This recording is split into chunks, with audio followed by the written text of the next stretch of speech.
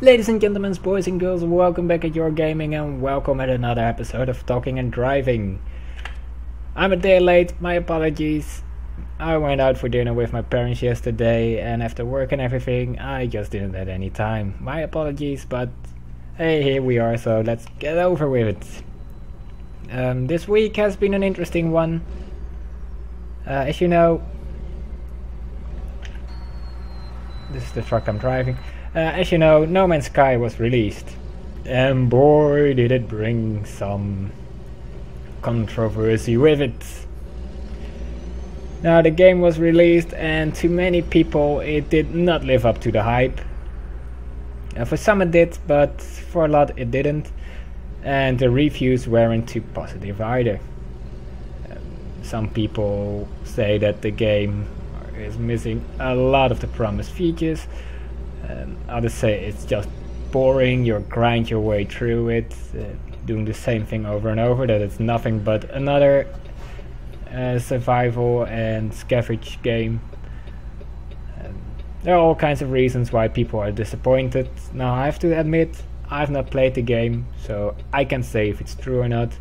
But what I can say is that the game stirred up an ugly hornet's nest that really goes way far and has shown a real bad side of the gamer community. And that is something I want to talk about, because no matter on what side you are, people on both sides are misbehaving real bad. But especially noticing that whenever someone says anything negative about the game, they get death threats. Now I find that weird. Why the hell would you say someone gets a death threat because he didn't agree with what you think of a game or what you expect of the game? I don't get it. Why would you do that?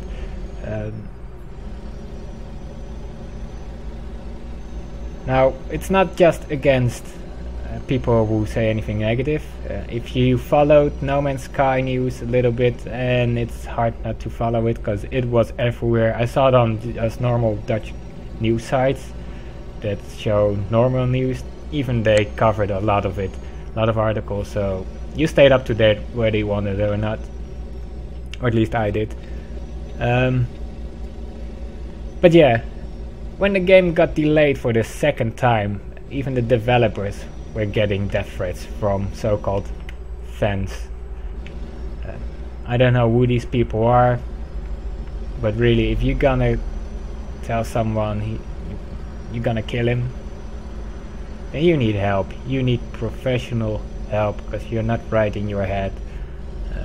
This is not how you behave, and oh, it's so cool behind the internet, oh, no one knows how I am, oh. Yeah, but even if you have those thoughts and just put them online or send an email or on Twitter or whatever, you need help.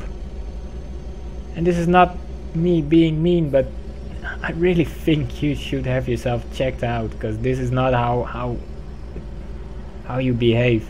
There's nothing cool about sending death threats. There's nothing you gain from it.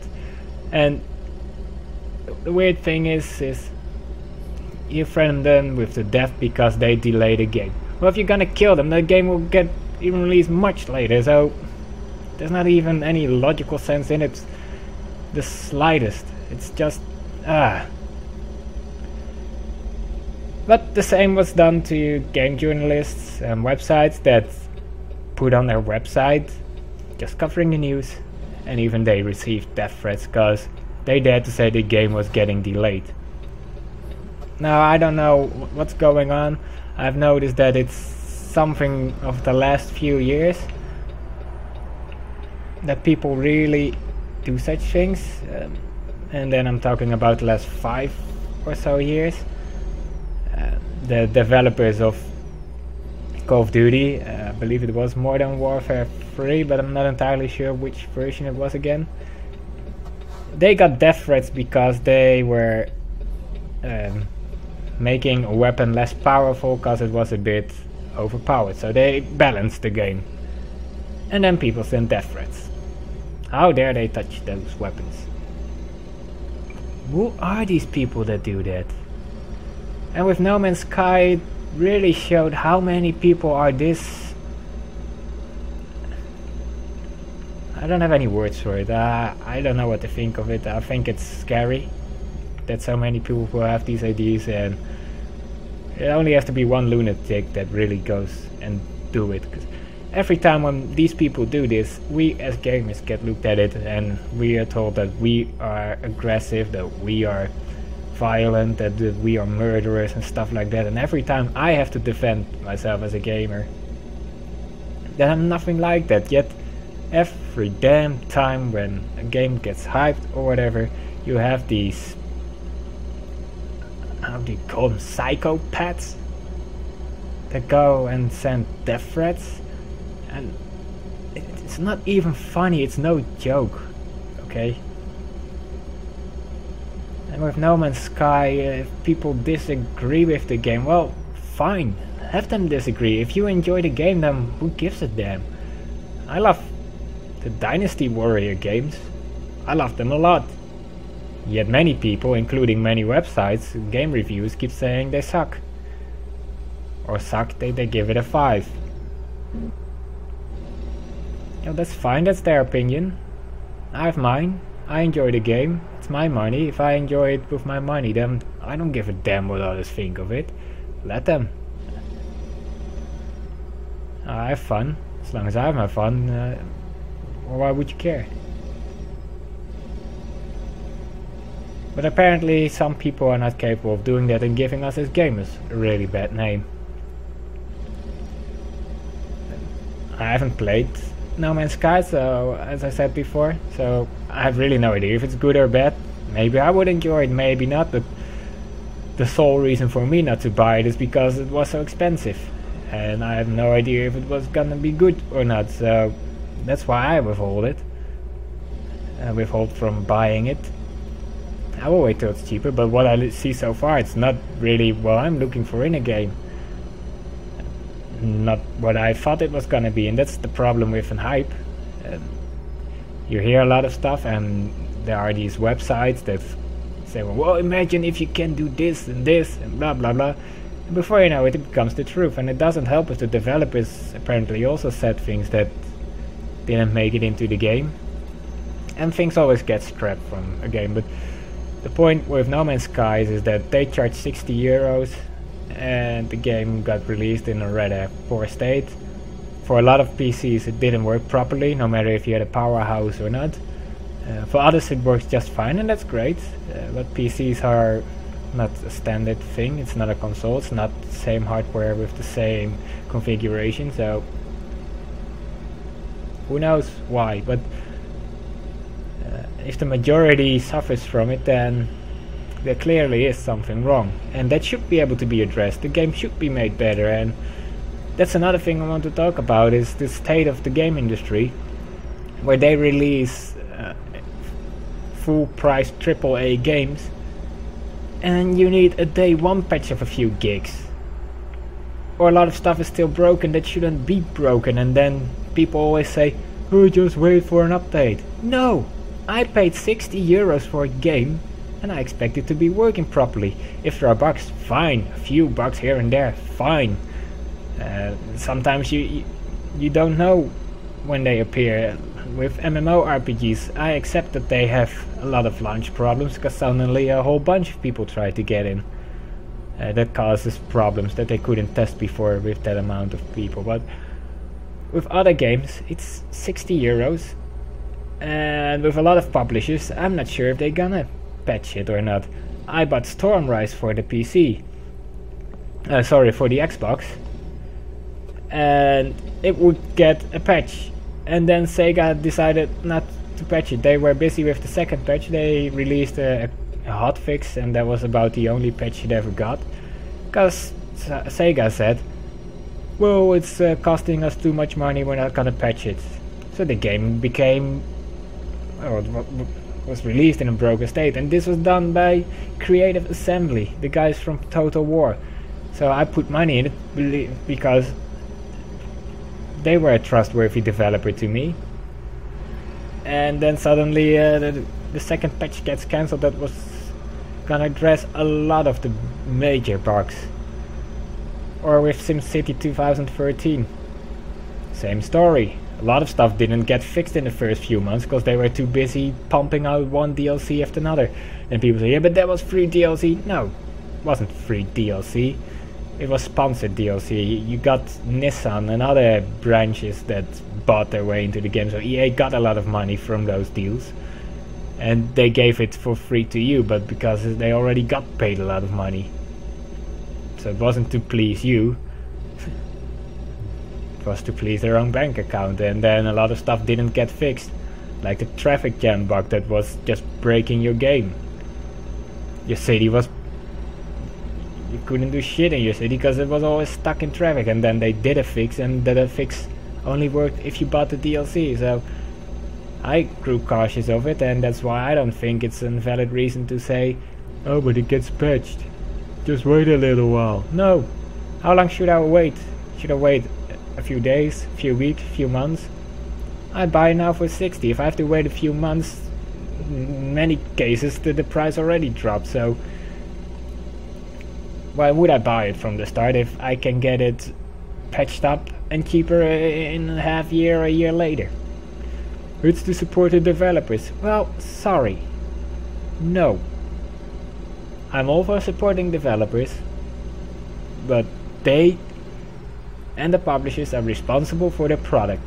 And I know developers can be stuck to what a publisher wants, because it's not always fair to say that a developer screw up because the publisher didn't give them time or whatever. But if I support the developers, I support the publishers, and I support their behavior. So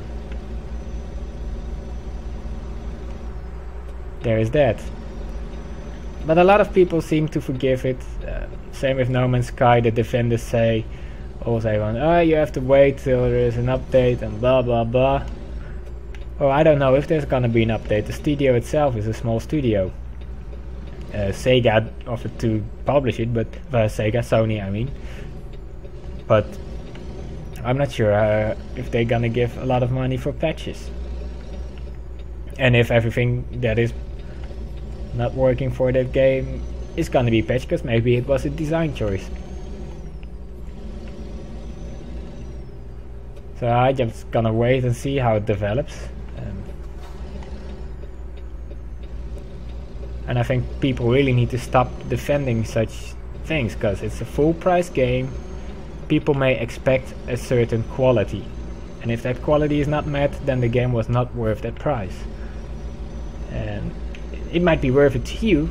I mean, if you think the game is worth your $60, then fine.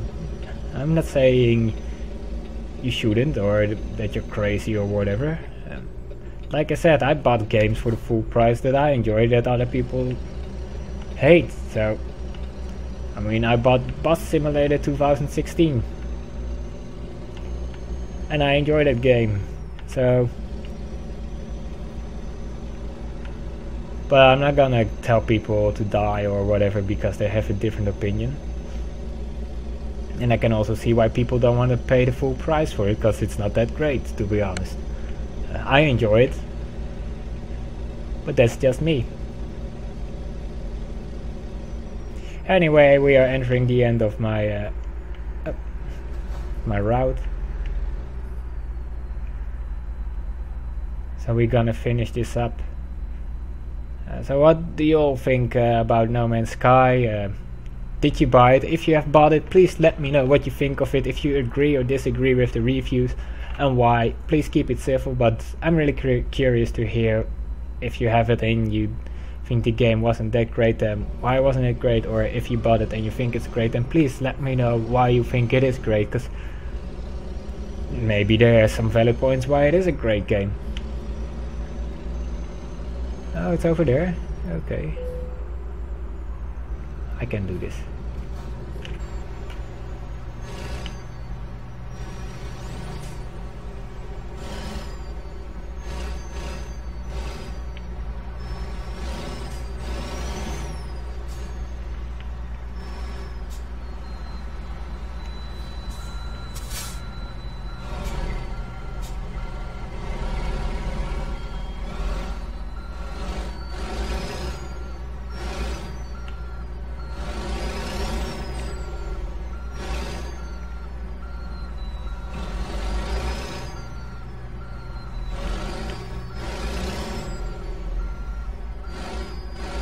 But yeah, let me know what your opinion is about the game, if people are reacting, and let me know what you think of the statement that just wait for a patch because it might get patched. Do you agree with it, or do you think when you pay the full price that it's not a valid thing to say? I mean, personally, if I pay 20 euros or less for a game, then fine, I understand. Didn't cost me that much money, so fine. But if I have to pay the full price, I expect a working quality, and only minor things have to be updated due to bugs or whatever. But yeah, thank you for watching. I hope I don't get any death threats, because that would suck. And I hope we can keep it civil here. There's a lot of nasty stuff going on as it is, so yeah, thank you for watching, and I hope to see you all next time. If you hear a big screech in the background, that's the freeway nearby, so I hope it's not in the video. Anyway, see you all next time here at Your Gaming. Bye bye.